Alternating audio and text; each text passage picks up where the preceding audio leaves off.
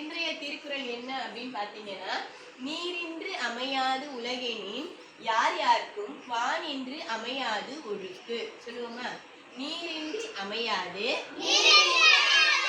உலகெனின் யார் யாருக்கும் வானின்று அமையாது ஒழுக்கு.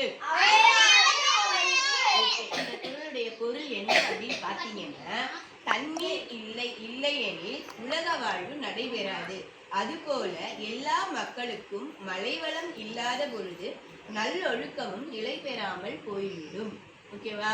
இப்ப நம்ம தண்ணி இல்லைன்னு வச்சுக்கிய, நம்மளால உயிர் வாழ முடியுமா? ஓகேவா? இப்ப தண்ணி இல்லைன்னா நம்மளால குளிக்க முடியாது, துணி துவைக்க முடியாது, அழுக்காட்டு ட்ரெஸ் போடுவோம். ஓகேவா? இந்த மாதிரி நல்லொழுக்கம் இல்லாமல் போய்விடும் அப்படின்னு சொல்றாங்க திருக்குறளுடைய பொருள்.